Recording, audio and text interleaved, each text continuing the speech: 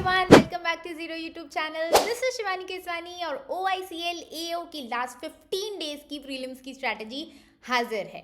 यहाँ पे मैं आपको बताऊंगी कि किस सब्जेक्ट में स्पेशली हम QRE पर ही फोकस करेंगे लास्ट के 15 दिनों में। आप मेंस को ना उठाएं, ये मेरा पहला सजेशन रहेगा, लेकिन फिर भी आप चाहते हैं तो आपकी इच्छा। लेकिन QRE में आपको किन किन टॉपिक्स पे फोकस करना है, मैं आपको एक्सपेक्टेड पेपर भी बताऊंगी कि किस टॉपिक से कितने क्वेश्चंस आने की सबसे ज़्यादा प्रोबेबिलिटी है। आपको मैं इस वीडियो में proper to do list provide कर दूंगी, उसको आपको डेली बेसिस पे फॉलो करना है अगले 15 दिन तक। अगर आपसे खुद से नहीं होता है तो मेंटोरशिप प्रोग्राम में आप अपने आप को एनरोल कर सकते हैं। 50 डेज ऑफ का हमने कोड जनरेट किया है, क्राइस्ट 50।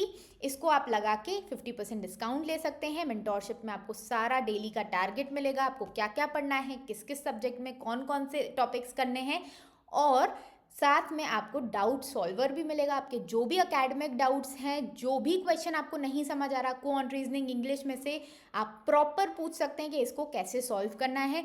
प्लस आपके मॉक्स जो आप कर रहे हैं उनका एनालिसिस भी प्रोवाइड किया जाएगा कि कैसे आप अपने मॉक्स में नंबर इंप्रूव कर सकते हैं।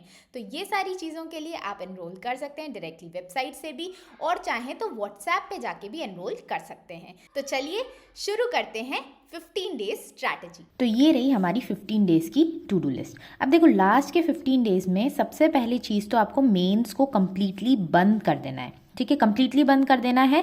चाहे आपके प्रीलिम्स में कितने ही अच्छे नंबर क्यों नहीं आ रहे हैं, फिर भी आपको मेंस को बंद कर देना है और GA भी बंद कर देना है। लास्ट के 15 डेज आप पूरा फोकस करेंगे अपने QRE पर, प्रीलिम्स फोकस्ड करेंगे, क्योंकि आपको भी पता है इसकी कट ऑफ हाई जा सकती है। मैंने कट ऑफ एनालिसिस में आपको बताया था, आप प्रॉपर वीडियो देख सकते हैं। उसमें आपको मैंने टारगेट स्कोर दिया था 80 का। 80 आपके तभी आएंगे जब आपकी अच्छी खासी स्पीड होगी, और लास्ट के कुछ दिनों में अगर आप अच्छे से प्रैक्टिस करेंगे तो स्पीड कैसे नहीं आएगी आप ही बताइए। ठीक है, तो शुरू करते हैं सबसे पहले अपन इंग्लिश से। तो इंग्लिश में आपका रीडिंग है एक तो, और दूसरी चीज होती है प्रैक्टिस। रीडिंग में आपको क्या क्या करना रहता है, मैं हमेशा आपको एडिटोरियल पढ़ने के लिए बोलती हूँ। तो ये 15 डेज आपको एडिटोरियल्स रीड करते रहना है। कौन से एडिटोरियल्स रीड करेंगे? बिजनेस स्टैंडर्ड के करेंगे। बिजनेस स्टैंडर्ड के 2 से 3 एडिटोरियल्स आप डेली करते रहेंगे, पढ़ते रहेंगे। साथ में आपको RCs की प्रैक्टिस करनी है, तो 2 सेट्स आप RCs के लगाएंगे। अब RCs जो भी आप लगा रहे हैं, कोशिश कीजिए कि उसमें थीम बेस्ड वाले क्वेश्चंस हो, सेंट्रल थीम कौन सी है, टोन वाले क्वेश्चंस हो, और आपके इन्फ्रेंस वाले क्वेश्चंस हो। अब आप बोलेंगे कि मैम इतने टफ क्वेश्चन भी OICL AO में पूछे जाएंगे क्या? हाँ, चांसेस हैं, क्योंकि इस साल IBPS ने जितने भी इंग्लिश के पेपर कराए हैं उसमें इस टाइप के क्वेश्चंस आए हैं। तो बिल्कुल ऐसा हो सकता है, पॉसिबिलिटी बनती है कि इस टाइप के क्वेश्चंस आए, बट हाँ, लेवल उनका इतना ज़्यादा हाई नहीं रहेगा, तो आप उसके लिए निश्चिंत रहिए। ठीक है, प्लस आपके RCs में इस टाइप के भी क्वेश्चंस आपको देखने मिल सकते हैं कि एरर क्या है। एक पर्टिकुलर स्टेटमेंट हाईलाइट कर दिया उन्होंने पैसेज में, और उसका एरर पूछ सकते हैं, उसका वर्ड स्वैप करवा सकते हैं किसी स्टेटमेंट का। तो वो जो मिसलीनियस वाले क्वेश्चंस बनते हैं वो RC में भी आजकल वो डालने लग गए हैं, तो उससे सरप्राइज मत होइएगा। नॉर्मल जैसे क्वेश्चंस बनते हैं वैसे ही इसमें बनेंगे, ईजी बेसिस पे ही बनेंगे। आगे बढ़ते हैं, प्रैक्टिस किस किस टाइप के क्वेश्चंस की करनी है आपको। तो प्रैक्टिस में आप एक वर्ड यूजेज वाला आपने देखा होगा जो मेंस में पूछते हैं, उसका जो इजी लेवल होता है वो प्रीलिम्स में भी आजकल पूछने लगे हैं। तो इस टाइप के क्वेश्चंस भी आपको प्रैक्टिस करने हैं। एरर्स तो करने ही करने हैं। क्लोज टेस्ट आप जरूर से डेली का एक सेट लगाइए, जिससे कि उसकी प्रैक्टिस हो। 5 क्वेश्चंस डायरेक्टली आ सकते हैं इसमें से, पैरा जंबल्स आ सकते हैं 5 क्वेश्चंस, तो उसकी भी 2-3 सेट्स लगाते रहिए।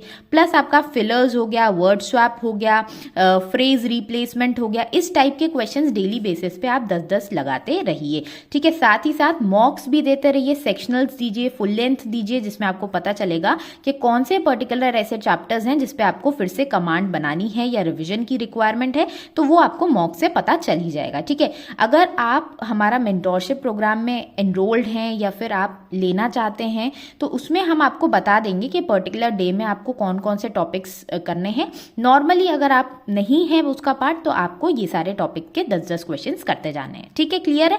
आगे बढ़े क्वांट्स पे। क्वांट्स के ना 3 पार्ट्स बनते हैं। एक तो आपका स्पीड मैथ्स है। स्पीड मैथ्स में आपके वही 5 टॉपिक्स हैं। नंबर सीरीज है, नंबर सीरीज में 2 बनते हैं, missing number series, wrong number series, फिर अप्रोक्सीमेशन हो गया, सिंप्लीफिकेशन हो गया, और आपका क्वाड्रेटिक हो गया। अब इसमें से ना आपके 10 क्वेश्चन पक्के हैं। इन 3 टॉपिक्स में से कोई भी 2 टॉपिक्स बनेंगे, मतलब है तो 5, लेकिन 5 में से कोई भी 2 टॉपिक आपके आएंगे, ठीक है, और उसमें से 5-5 क्वेश्चन ईच आएगा, मतलब 10 नंबर आपके स्पीड मैथ्स पक्का कर देगा। तो अगर आपका अर्थमेटिक उतना ज़्यादा अच्छा भी नहीं है तो स्पीड मैथ्स पे बहुत अच्छी कमांड रखिए। रोज़ के इन 5 टॉपिक्स के 10-10 क्वेश्चंस ईच आप प्रैक्टिस कीजिए, तब जाके आपका स्पीड मैथ्स में से नंबर खिंच पाएगा। वरना आप अर्थमेटिक के भरोसे अगर बैठे और अर्थमेटिक आपकी नहीं है अच्छी, पूरे टॉपिक्स नहीं कंप्लीट हुए हैं, तो आपको भारी नुकसान देखना पड़ेगा।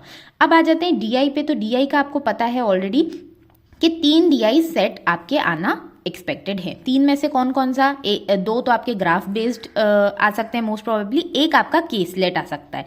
तो केसलेट से डरे मत, केसलेट भी इजी होती है लेकिन लास्ट में बनानी है। मॉक दे रहे हैं तो भी लास्ट में बनानी है, और अगर आप रियल एग्जाम में जाएंगे तब भी इसको लास्ट में ही बनाइएगा, फंस सकते हैं इसमें, इसीलिए बाकी सारे क्वेश्चंस आप पहले कर लीजिए। तो आपका बार ग्राफ हो गया, पाई चार्ट हो गया, जितने भी टाइप के आपके ग्राफ्स बन सकते हैं वो आपके 2 आने का प्रोबेबिलिटी बनता है और एक आपका केसलेट का बनता है। तो इसी बेसिस पे आप डेली बेसिस पे 6 सेट्स रेगुलरली प्रैक्टिस कीजिए, 2 केसलेट के और 4 आपके नॉर्मल वाले ग्राफ सेट के।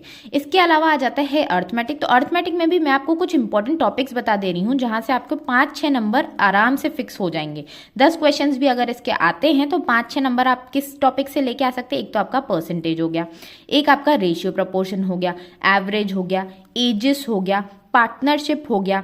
ये 5 टॉपिक तो बहुत इजी हैं। ये 3 टॉपिक तो आपको हेल्प करेंगे डीआई में भी, और ये दोनों टॉपिक 1-1 दिन वाले हैं। तो अभी तक अगर नहीं किया है अर्थमेटिक का ज़्यादा पोर्शन तो इन दोनों को अच्छा कर लीजिए, इन दोनों के क्वेश्चंस लगा लीजिए, और अब आखिरी टाइम में मिक्स क्वेश्चन ज़्यादा से ज़्यादा लगाइए। मिक्स क्वेश्चन लगाएंगे तब जाके आपकी प्रैक्टिस बनेगी, ठीक है। तो ये 5 चैप्टर्स मैंने बता दिए। अगर बाकी के नहीं किए तो 5 पे फोकस कीजिए, बाकी किए तो वेल एंड गुड, बहुत बढ़िया। अब आ जाते हैं रीजनिंग पे। रीजनिंग में आपको पता है इनइक्वालिटीज़ है, ठीक है, सिलॉग्स है आपका, ये दोनों में से कोई एक ज़रूर आएगा, मतलब आपके 5 क्वेश्चंस मैक्सिमम इसमें से आ सकते हैं। प्लस आपके मिसलिनियस में से कौन कौन से बनते हैं? जो आपका ब्लड रिलेशन है, ब्लड रिलेशन ना आखिरी में करना है, ब्लड रिलेशन फंसाने वाला दे रहा है आजकल IBPS। प्लस आपका डायरेक्शन डिस्टेंस है, कोडिंग डिकोडिंग है, कोडिंग डिकोडिंग आता ही है क्योंकि इसमें आपका इनपुट आउटपुट नहीं बनता है, तो कोडिंग डिकोडिंग प्री में दे ही देते हैं वो, ठीक है। तो ये वाले चैप्टर्स आपको मिसलिनियस में ध्यान देना है। अब पजल और सिटिंग अरेंजमेंट, जिस पे अपनी लंबी चर्चा होने वाली है, वो ये है कि पजल्स जो हैं आपको, एक तो फ्लैट बेस्ड वाला, एक आपको करना है बॉक्स वाला, ठीक है, एक आपको करना है ऑर्डर एंड रैंकिंग वाला पजल, जो आपका आता है ना A is shorter than B is taller than C, वो वाला जो ऑर्डर रैंकिंग वाला आता है, उसके 2-3 क्वेश्चंस डेली बेसिस पे करते रहिए। प्लस आपका आ जाता है सिटिंग अरेंजमेंट वाला। तो सिटिंग अरेंजमेंट वाला भी, अगर ये वाला भी क्वेश्चन आता है ना कि सर्कुलर बैठे हुए हैं, कुछ इनसाइड फेस कर रहे हैं, कुछ आउटसाइड फेस कर रहे हैं, तो इससे भी आपको घबराना नहीं है। ये भी प्रीलिम्स में आ सकता है, बिल्कुल डेफिनेटली आ सकता है। बस इसमें ये रहेगा कि इसका बहुत ही ज़्यादा ईजी वर्जन देंगे वो आपको, तो उसको देख के आपको घबराना नहीं है। इसकी डेली बेसिस पे प्रैक्टिस करते रहेंगे इस टाइप के पजल की, तो ये भी बहुत ईजी लगेगा। इसके अलावा आपका पजल्स में डेट बेस्ड वाला आता है, ठीक है, जैसे वो मंथ वाला दे देते हैं, फिर उसमें 2 डेट्स लगा देते हैं 24 और 20। तो ये हो गई आपकी कंप्लीट स्ट्रैटेजी OICL AO की लास्ट 15 डेज की स्ट्रैटेजी। आई होप आपको समझ में आई होंगी चीज़ें। आपने अभी तक अगर स्क्रीनशॉट नहीं लिया है तो इसका स्क्रीनशॉट ले लीजिए, इसी हिसाब से अपनी टू डू लिस्ट बनाइए खुद से, और आपसे खुद से नहीं बनती है तो भाई हमारा मेंटोरशिप प्रोग्राम 15 डेज में बढ़िया ऑफ मिल ही रहा है आपको। क्राइस्ट CHRIST 50 अगर आप कोड लगाएंगे तो 50% डिस्काउंट आपको मिल जाएगा मेंटोरशिप पे। मेंटोरशिप में हम रेगुलर बेसिस पे आपको daily to do list provide करेंगे। टू डू लिस्ट में कैसे क्या करना है, कौन कौन से क्वेश्चन डेली बेसिस पे सॉल्व करने हैं वो बताएंगे। आपके मॉक्स का एनालिसिस भी मिलेगा आपको कि आप मॉक्स में कैसे अपने मार्क्स को इम्प्रूव कर सकते हैं, किस सब्जेक्ट में क्या क्या पोटेंशियल है आप में, वो सारी चीज़ें भी हम बताएंगे। बाकी वीकली बेसिस पे मेरे साथ सेशन भी मिलेगा आपको, जहाँ पे मैं आपके बाकी स्ट्रैटेजी रिलेटेड डाउट सॉल्व करूंगी।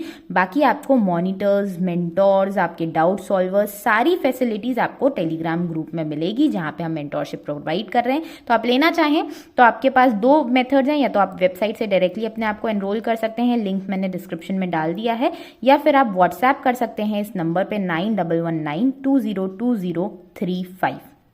इस नंबर पे आप कांटेक्ट करेंगे व्हाट्सएप पे तो वहाँ से भी एनरोल कर सकते हैं। तो ये था आपका पूरा का पूरा वीडियो। अब आप मुझे बताइएगा OICL AO के प्रीलिम्स पे अगर कुछ और रिक्वायर्ड हो तो मैं बना दूंगी।